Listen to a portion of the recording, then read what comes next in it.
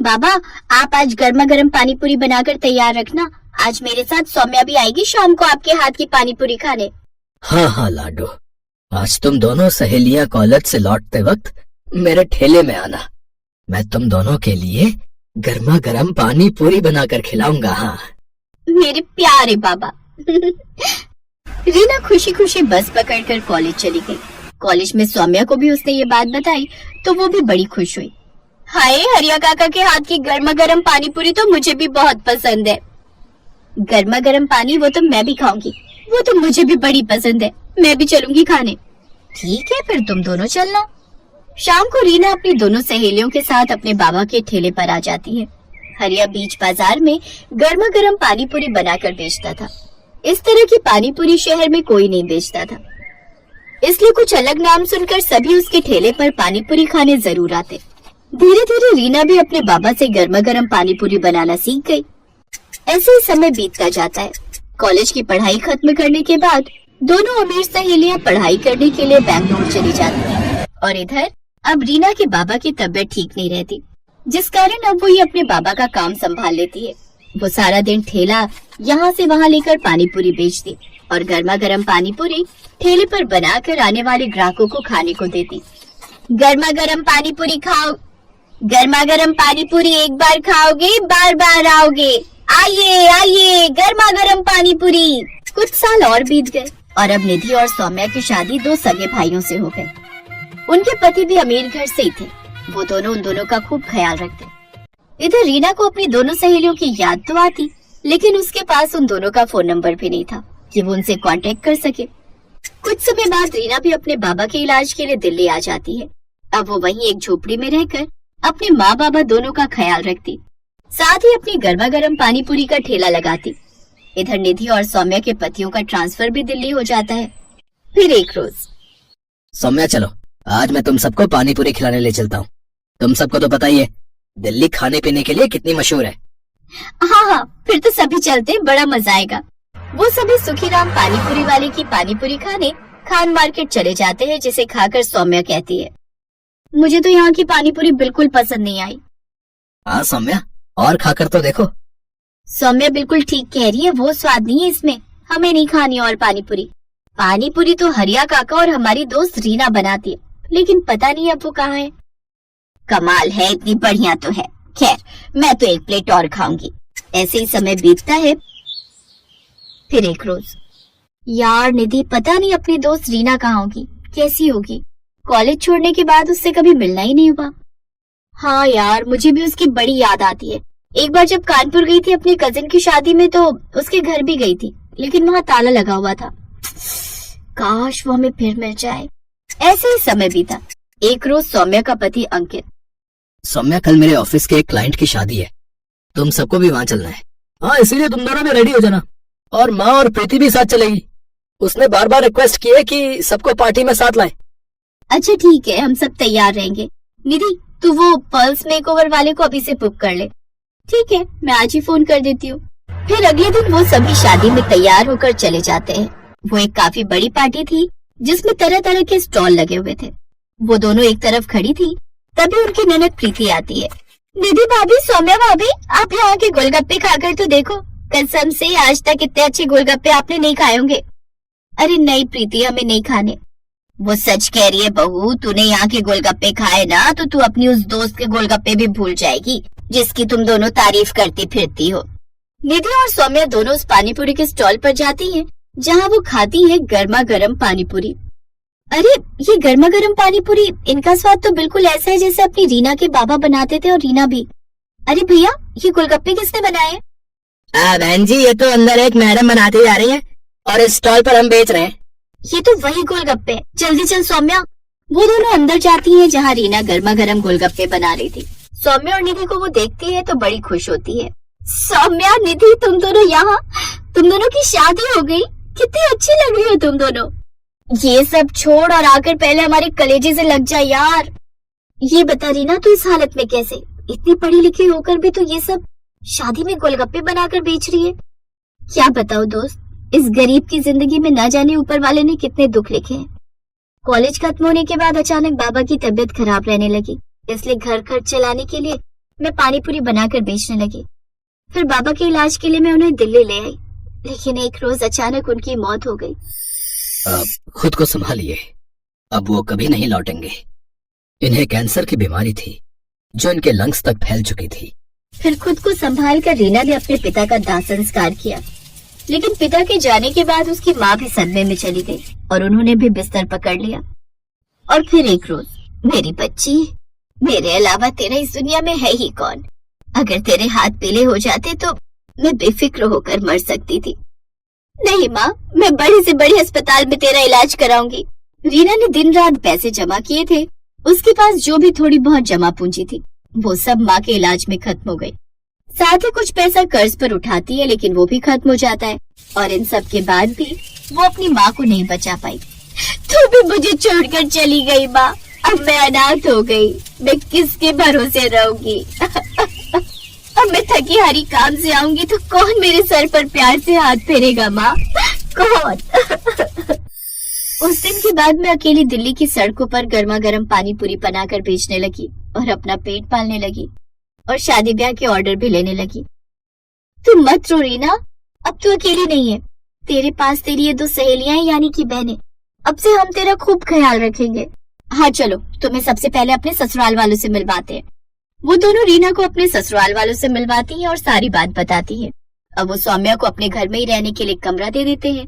साथ ही उसके लिए एक बड़ी दुकान भी खुलवा देते हैं, जिसमें वो गर्मा गर्म पानी पूरी बनाकर बेचती है। अब उसका काम और भी अच्छा चलने लगता है और कुछ ही दिनों में वो खुद का रेस्टोरेंट खोल लेती है। फिर कुछ समय बाद अंकित के एक दोस्त को रीना पसंद आ जाती है और वो उससे शादी कर लेता है।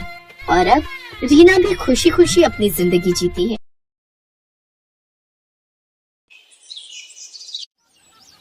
अरे भाई, कैसे दिए गोलगप्पे? 50 रुपए की प्लेट है। और एक प्लेट पे कितने गोलगप्पे? 6 गोलगप्पे होंगे। और कितने? अरे बाप रे बाप, 50 के 6 गोलगप्पे, इतने महंगे? तभी सोचो तुम्हारी दुकान में भीड़ क्यों नहीं है। मुझे फालतू की भीड़ चाहिए भी नहीं। मेरे पास वही लोग गोलगप्पे खाने आते हैं जो इन्हें खाने के लायक हैं। और तुम लगता है यहाँ नए हो। दाम पूछने से पहले ऊपर लगा बोर्ड ही पढ़ लेते। दाम और नाम दोनों लिखे हैं। मेरा नाम मशहूर है और ये मेरे मशहूर गोलगप्पे हैं। एक एक गोलगप्पा इतना करारा है कि तोड़ो तो आवाज 1 किलोमीटर तक सुनाई दे। और पानी जैसा ग्राहक चाहे, पूरे 10 तरह की वैरायटी है मेरे पास पानी की। और ये देखो, ये है मेरे गोलगप्पों के असली जान, मेरा ये खास मसाला। हाँ हाँ, ये सब तो ठीक है, पर फिर भी 50 रुपए वाकई बहुत ज्यादा है। दाम तो यही है और यही रहेगा। अब तुम देख लो कि तुम मेरे गोलगप्पे खाने के लायक हो या नहीं। अरे ये क्या बात हुई? तुम ऐसे बात करते हो अपने ग्राहक से? नहीं, ग्राहक से तो नहीं, पर जो फालतू मेरा वक्त बर्बाद करे उससे मैं ऐसे ही पेश आता हूँ। चलो अब आगे बढ़ो और कोई सस्ता गोलगप्पे का ठेला ढूंढो। मशहूर ऐसा ही था। ये बात तो 100% सच थी कि वो गोलगप्पे बहुत ही अच्छे बनाता था, लेकिन इस बात पर उसे घमंड भी बहुत था। मशहूर का मानना था कि उसके पास हुनर और किस्मत दोनों का साथ है, इसीलिए उसे पूरा यकीन था कि उसका काम कभी मंदा पड़ ही नहीं सकता। और वास्तव में ऐसा हो भी रहा था। मशहूर के पास भले ही ग्राहक कम थे, लेकिन उनसे ही वो अच्छा खासा मुनाफा कमा लेता था। फिर कुछ दिनों के बाद, हाँ भाई, लाओ जरा गोलगप्पे तो लगाना। अरे तुम फिर से आ गए? रेट कम नहीं होंगे, पहले ही बता रहा हूँ। हाँ हाँ, मैं तुमसे कम करने को कह भी नहीं रहा हूँ। ऐसा करो, सिर्फ मुझे नहीं, इन सबको भी गोलगप्पे खिलाओ और इन सबके पैसे मैं दूंगा। हैं? पगला गए हो क्या? अब ऐसा करो, पहले पैसे रखो मेरे सामने, फिर बात करना।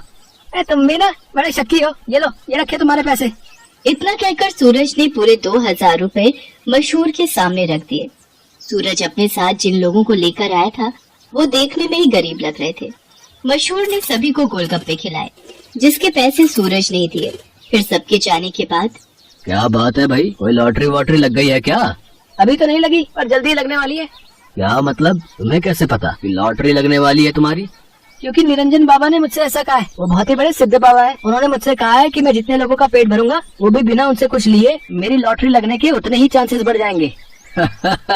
तुम भी निरे उल्लू हो भाई, हैं? बाबा जी ने तुम्हें गरीबों को खाना खिलाकर कुछ भला काम करने को कहा होगा। जितने पैसे तुमने मेरे गोलगप्पे खिलाने में खर्च किए, उतने में तो तुम पूरा भंडारा कर सकते थे।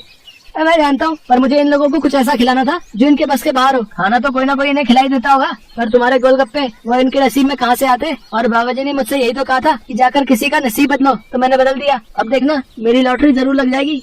मशहूर और सूरज बात कर ही रहे थे कि तभी सूरज का फोन बजने लगा। हेलो, हाँ भाई, क्या तू सच बोल रहा है? सच में? भाई मजा आ गया, भाई मजा आ गया। तो वही रख, मैं बस वहीं आ रहा हूँ। अरे क्या हो गया, कहाँ भागे जा रहे हो? मेरी लॉटरी लग गई भाई, वो भी पूरे 10 लाख की। शुक्रिया भाई, शुक्रिया, बहुत शुक्रिया यार। सच में तुम्हारे गोलगप्पों की वजह से ये सब हो पाया। अच्छा अब मैं चलता हूँ, मैं फिर आऊंगा और अगली बार और ज्यादा लोगों को लेकर आऊंगा। तुम तैयार है ना? इतना कहकर सूरज वहाँ से चला गया, लेकिन मशहूर को सोचने पर मजबूर कर गया। मेरे गोलगप्पे ऐसा भी कर सकते हैं, मुझे तो पता ही नहीं था। अगर मुफ्त में मेरे गोलगप्पे खिलाकर इस लड़के की किस्मत खुल सकती है तो फिर मेरी क्यों नहीं? अब से मैं भी लोगों के नसीब बदलूंगा। अब वो नहीं, बल्कि मैं खुद अपने गोलगप्पे लोगों को फ्री में खिलाऊंगा। अगले दिन मशहूर ने सबसे पहले अपने लिए एक लॉटरी का टिकट खरीदा और फिर उसके हाव भाव बिल्कुल ही बदल गए। साथ ही उसकी दुकान का बोर्ड भी अब गोलगप्पों की कीमत की जगह पर लिखा था बिल्कुल फ्री।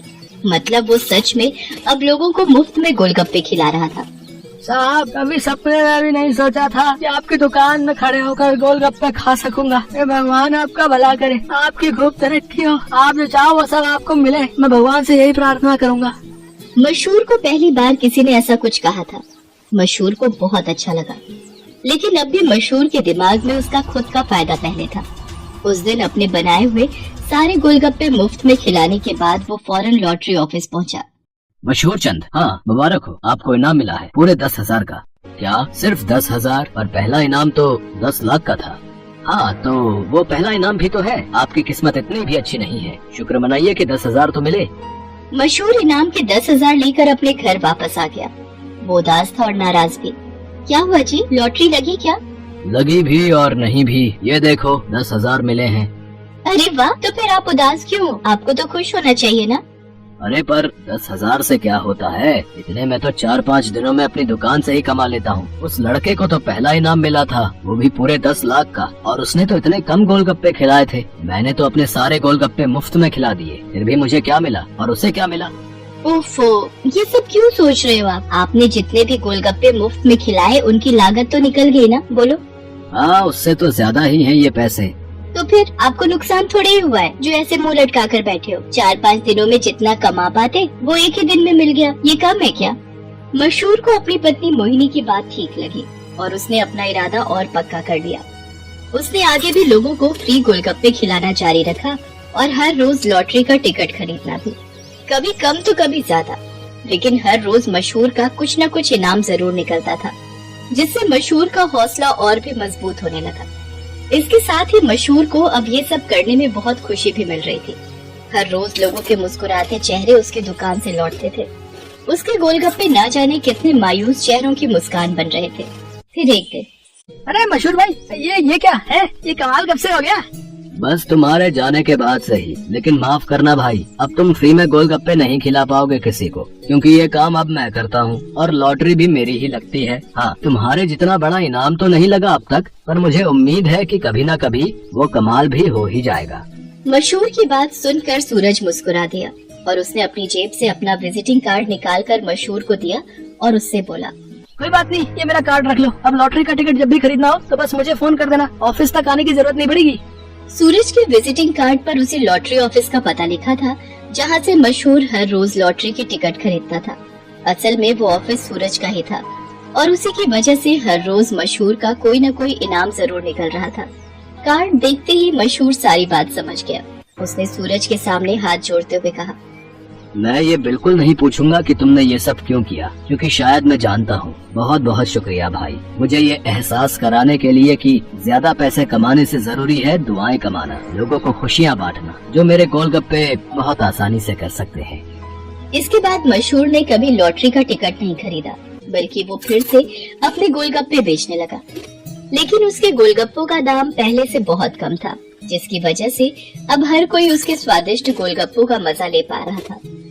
अब भले ही मशहूर के गोलगप्पे थोड़े सस्ते थे, लेकिन ग्राहक पहले से कहीं ज्यादा थे, मतलब मुनाफा भी पहले से ज्यादा ही था। इसके साथ ही मशहूर ने फ्री गोलगप्पे खिलाना भी नहीं छोड़ा।